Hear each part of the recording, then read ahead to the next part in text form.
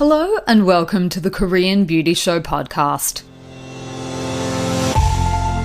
I'm your host, Lauren Lee, K-beauty expert, founder of Style Story, where you can shop, learn and explore the world of Korean skincare, and the founder of K-beauty brand Jellyco. On today's episode, we have lots of different things to discuss, so let us kick off with what's going on in the headlines.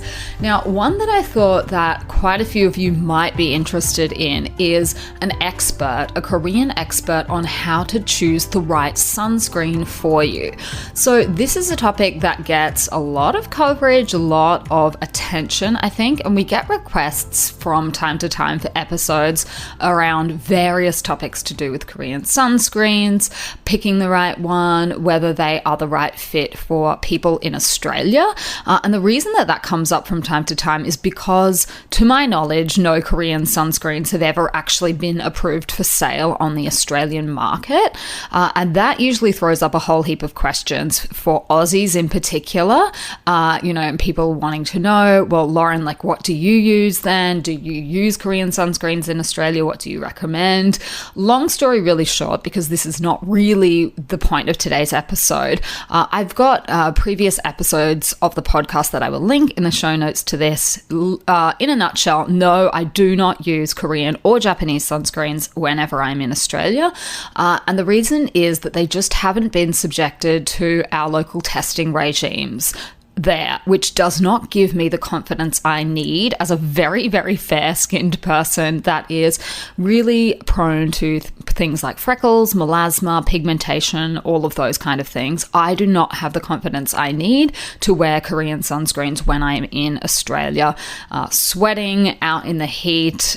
We have a very particular climate in Australia that is not the same as the climate in Korea, and I am reminded of that literally every time I go back. So that is my answer to that question, which is usually the first one I always get anytime I talk about Korean sunscreens. So I will just start off by saying that I do not wear them when I'm in Australia. In Korea, different story, because it's just not the same. The weather is just not the same over here. So I regularly do wear Korean and Japanese sunscreens. The other big thing that affects Australians that does not affect people in the rest of the world is that people are no longer allowed to provide testimonials for products that they have received from brands and or that they have been paid to promote if the products are therapeutic goods, which sunscreens are in Australia. Primary sunscreens are regulated as therapeutic goods in Australia. So that's the other reason that this topic is just a minefield at the moment in Australia. Now, I obviously do not get paid to promote products, to test products out, to advertise products. That's not my job. So I don't have any problems talking about those kind of products because I purchase them with my own money. So if you are interested in hearing a little bit more about what I personally like, come and find me. I'm on TikTok. I'm on Instagram at lauren.kbeauty. That's the kind of stuff that I share on TikTok rather than here on the show, just because, I guess not everyone really cares what I personally use. So without any further ado, why don't I jump into this really interesting interview that I came across in KOZ in Korea, and I'll have the link below, but it is only available in Korean. So this is just my, relaying to you what was actually in the interview. So one of the professional members of KOZ in Korea is Park Gun-hyung, and he is actually director of the clinical trial division. So this is an area that he is very, very familiar with and that he works in a lot. So he was sharing how he believes you should go about choosing the right sunscreen. He thinks it's important to consider your skin type, lifestyle, and the purpose that you're using the sunscreen for. And he said he doesn't think there is any absolute standard because it's subjective, and obviously that has to be right. I think there are just so many factors that come into it. I get people telling me, oh well, I don't go outside during the day, do I still need to wear sunscreen? Or I don't have any windows in my house or whatnot. Obviously if that's you, then your standards for a sunscreen are going to be very different from someone that's out and about running or jogging outside. So in the Korean rating system, SPF represents the degree of UVB blocking and PA represents the level of UVA blocking. So the larger the number after SPF, the higher the plus after the PA, the higher the blocking and protection effect for the UVA and UVB. And this is the part where the regulations differ from country to country. So that's the other reason why when Korean sunscreens are then imported overseas, you will often find that they run into problems and need to be either labeled differently or go through local testing regimes, is because it's not the same. I know that there are international standards, I understand that, but in terms of how it's all measured and what qualifies as an SPF 50 in one country versus another country is not standardized. So that is why these things are actually different. For example, in many countries, there is no plus system. So where you go plus, plus, plus after the PA, like that doesn't exist in Australia, just as, for an example. The other thing then he recommends doing is looking at the components of the sunscreen and the content of the major components. So what he means by this really is it an inorganic sunscreen, an organic sunscreen, a chemical one, or is it mixing the components together? So inorganic components are basically oxides extracted from minerals and made into a fine powder form, and they provide a physical protective film on the skin that then works to block ultraviolet rays. So typical components would be zinc oxide and titanium dioxide, and these components physically bounce UV rays and shield them. So that's why it's called a physical sunscreen. Then the organic components, some examples of which include avobenzone and oxybenzone. They are the ones that convert UV rays reaching the skin into thermal energy and then dissipate them. So that's why they're called chemical blockers. Then there are also products on the market that contain a blend of inorganic and organic filters. So there are a lot of different products on the market. And so what he says is it's really important to, I guess, understand them, because it will affect the degree of shielding that is provided from the ultraviolet rays, blocking, their safety, stability, and sense of use. So just a couple of different factors that he personally recommends taking into account when you are choosing a sunscreen. He said once you have an understanding of the ingredients, the next thing you should check is your life pattern and skin type.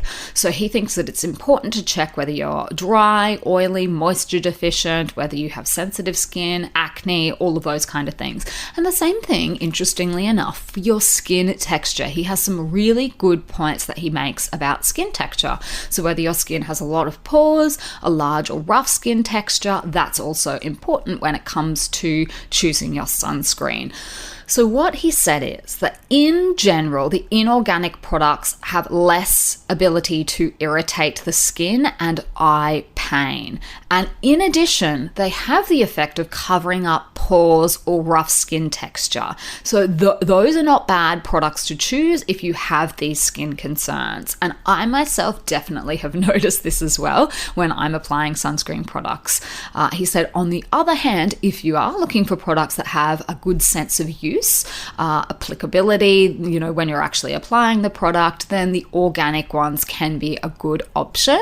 And then obviously you've got the mixed ones as well. So you'll need to basically do your own assessment about the advantages to choose the right product for yourself. So some really, really interesting tips, I think, that he's got there as well. Then he also says that depending on your skin type, you can also then narrow down your choice of products again. So if you have dry and complex skin, it might be good to choose a watery formulation, so something that feels similar to an essence or a lotion. If you have oily skin or water deficient skin, then the mattifying products, I think that's fairly self-explanatory. That's the kind of thing that we generally recommend with ordinary skincare products as well. If you've got that oilier, acne-prone skin, something mattifying is good because it makes you look less oily. So just some really practical tips that he has there as well. He also adds in some comments around choosing tone-up sunscreens. So, if after you apply the product, you feel like your skin tone is not looking right, or, you prefer it to look a different way, then there are products on the Korean market, certainly, that have a slight tone-up effect. These can be a little bit dicey. I have some tone-up sunscreens that I actually really like, and then others that look really chalky and wash me out. So that is definitely, if you're playing around in the tone-up end of the market, it is a bit of a process of trial and error, and you'll probably have to kiss a few frogs before you find your prince, from my experience. And that's my experience as someone that has literally the most white skin ever. Some of them just make me look chalky and like almost dead, and then other products give me like a nice glow, the tone up ones. So there's no hard and fast rule with those ones either. So the other thing is, you really need to consider how you are actually going to be using the sunscreen during the day. Are you going to be outdoors? Are you going to be sweating? Are you going to be, reapplying every 2 to 3 hours if you are? And then how are you going to go about doing that? He said in the case of the organic sunscreen products, he doesn't recommend using puffs to top up. And that's because the active ingredients may be absorbed into the puff, and the quantities then may not go onto your actual skin. So that is a really, really interesting piece of advice that he has there, because a lot of people really do like applying. So he also recommends a brush as a potential option for reapplying some types of sunscreens as well, rather than a puff. So a lot of different things to take into account when you are choosing a sunscreen for you, because there are obviously lots of different types of active ingredients. Then, depending on how you're going to be using it, how you're going to be reapplying it, all of those things go into it as well. Waterproofing, sweat-proofing, all of that. And I was really happy to hear that he said, finally, getting rid of your sunscreen or erasing it is just as important as putting it on. So I couldn't agree more with that. That is one of the reasons that I love the double cleanse method for getting rid of makeup and sunscreen at night, because I can actually see the sunscreen running out into the water. So definitely taking off your sunscreen properly and making sure that there is nothing left on your face is very, very important, just because of the way that it functions in the first place and how heavy it can be on the skin. So look, I thought that was a really interesting interview that Cos in Korea published with Park Kun-hyung. So go and check that out if you are able to read it in Korean. There was a lot more in there, but I just thought I'd pick out some of the parts that might be the most interesting, I guess, to the biggest majority of our listeners. But he had some very, very good tips in there, and this is obviously an area that he is very familiar with. So a really interesting article in the news this week. Now, what I wanted to do in our regular segment where we discuss the question of the week, today I wanted to actually do something that I'm going to call discussion of the week. And that is because if you have listened to the last couple of episodes of the show that I published, you may recall that a few weeks ago I mentioned in one of the segments the issue of representation of females in K-beauty companies still being a problem, by and large for the industry. And I was challenged on that, and someone said, no, that's not right. There are actually plenty of women working in the Korean beauty industry. There are plenty of female founders. So, you're wrong, basically, is what she was saying. And even if women don't own the company, they're still marketing managers. So, you're wrong. It's basically what she said in no uncertain terms. And I just wanted to have a discussion about this, because I just don't think that it is that simple.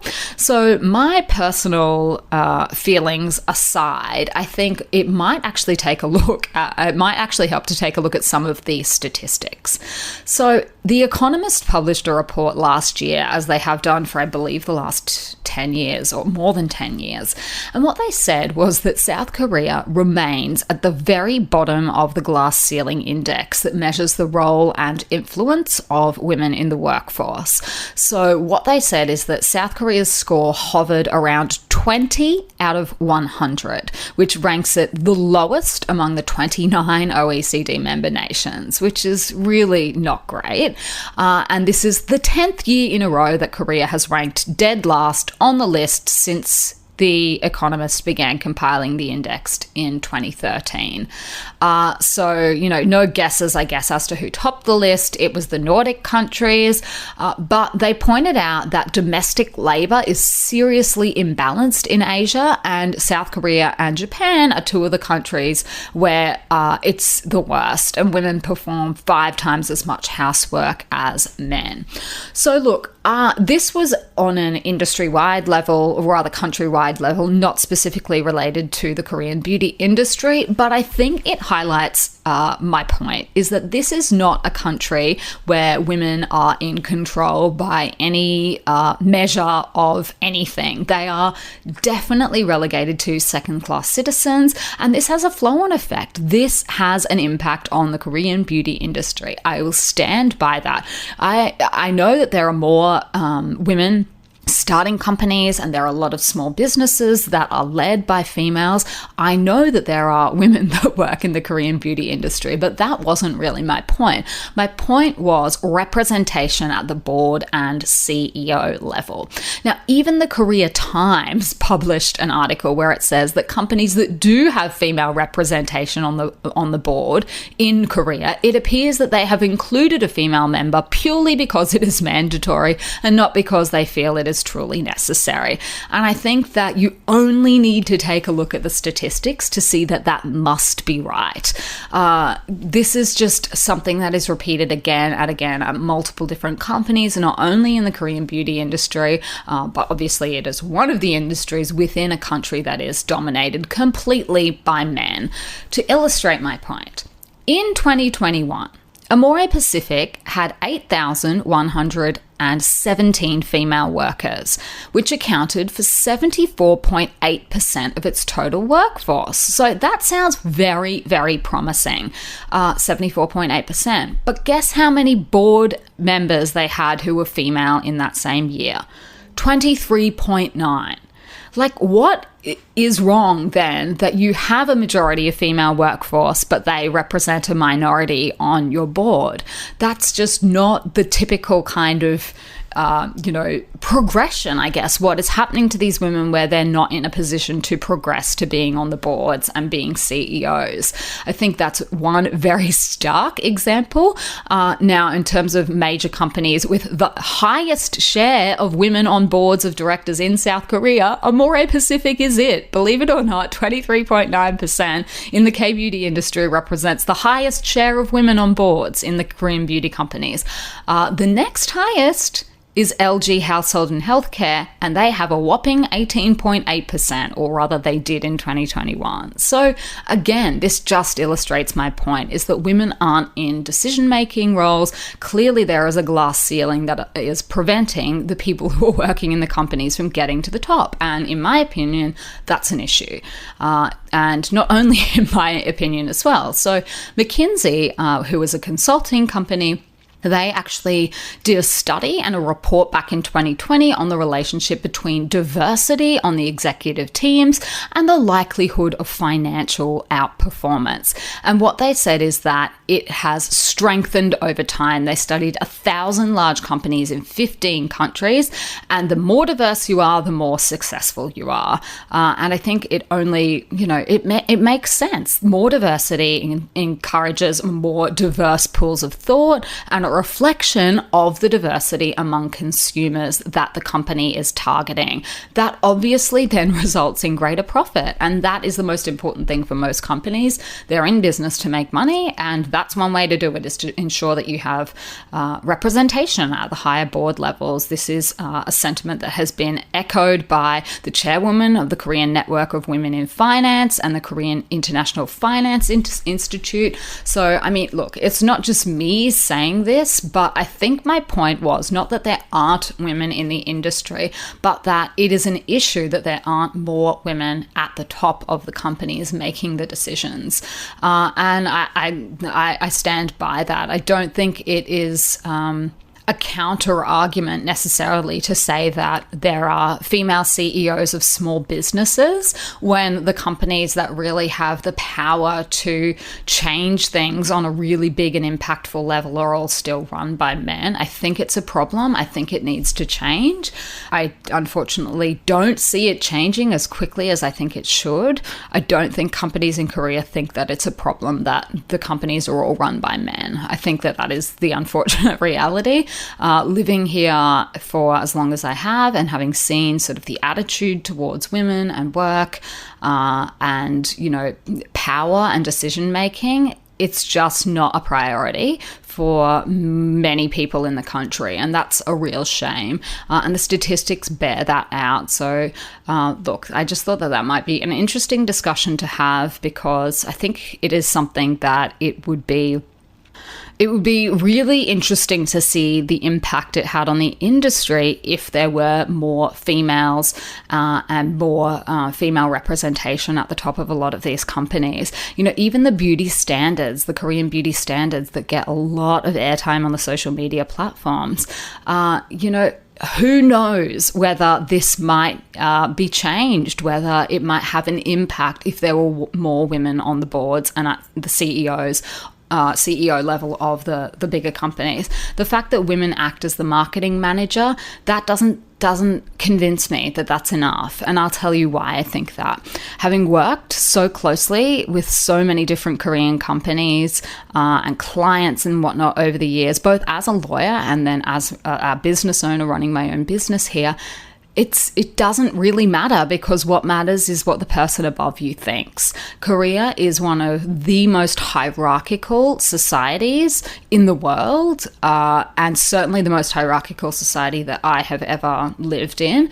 And at the end of the day, the people in the middle just do not have the same power that they would have if they were working in a Western company. In a Western companies, a lot of Western companies, there's a much more open dialogue between people at various levels throughout the company, and that's just not the case here. So there's so many examples I can give you of completely top-down structures where the most important thing is what the person who owns the company thinks, and so the fact that you're a random marketing manager somewhere in the middle, I just don't think that's the same thing as being on the board, particularly when it's a country like Korea that is so hierarchical. So while I think it's really encouraging that there are more female founders and that there are more women working in the industry, I think until we start seeing that representation at the really big companies on a much bigger level than 23.9% or 18.8%, I think it's going to remain something that needs to change. I don't think that that's acceptable in this day and age to have that few representation on the boards. That's my personal opinion. Look, I'm going to get off my soapbox now, but that is, I just wanted to bring that up as an issue, because I honestly do think it is an issue. All right, why don't we move on to something a little bit lighter and take a look at some of the new K-beauty releases. Now, I do have some that I think that a few people will be excited about. First up is the Mixsoon Bean Essence that you will now be able to find on stylestory.com.au. This is a product that's getting a lot of rave reviews in Korea, and a lot of people overseas are talking about it because they are billing it as a vegan or snail-free alternative to the COSRX snail mucin essence. It's got a very similar texture, that stringy, almost snail-like texture, obviously minus the snail, and it offers many of the same benefits as well. So it can brighten up the appearance of dull-looking skin, promote a healthier barrier, boost your skin's elasticity, and they say that it quickly absorbs without any stickiness. I think, honestly, that claim would be a little bit dependent on the skin in general and the other products that you apply around it. With any of these products, some people find that they're perfect, some people find them a little bit too much. COSRX Snail Mucin Essence is the same. Like, let's be honest, some people people love it and some people just don't really gel with it. This product is going to fall into a similar category as that, but it is receiving a lot of attention at the moment in Korea. And don't forget that 1% from the profit of the sale of this product will go towards our pledge for 1% for the planet, so that you can share your love of K-beauty with the planet every time you shop at Style Story. So the key ingredients in that one, as the name suggests, bean. It's got fermented soybean extract.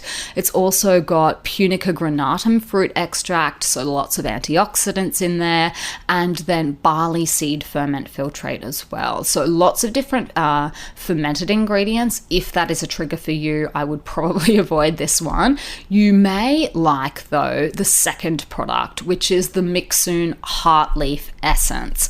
So Heartleaf is a plant-based ingredient, and it is really, really popular in Korea at the moment for calming, soothing. If you've got stressed skin, if you're looking for some relief, this is the ingredient that a lot of people are really excited about at the moment. It's in a lot of different products, and this one as well.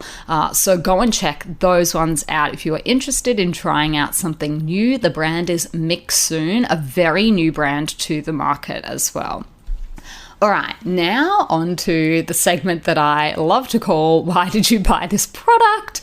And again, this week we've got some really nice short, sharp reviews, people sharing their thoughts on a wide range of products that they've bought on Style Story. The first one was Heimish's All Clean Pink Clay Purifying Mask. And our customer said, I bought this product because I was looking for a new mask and it looked interesting. So thank you very much for sharing that. One of our customers let us know her thoughts on Subi's Perfect Pimple Patch, and she said she bought it because I use these all the time when I have pimples and I ran out. So I guess that's a very good reason to stock up on some more. And the last one was for Beauty of Joseon's Revive Serum, the ginseng and snail mucin version, and she said, I've bought this multiple times and absolutely loved it. So there you go. That's what people are buying and why they are buying it. Thank you indeed to everyone that did share their thoughts, and I would love for you guys to share your thoughts on the show. If you haven't already, you can leave us some stars. We love 5-star reviews. Or you can actually share your review. Let us know what you're liking about the show, what you want to hear more of. If there's a favorite segment that you have, I would love to hear about it.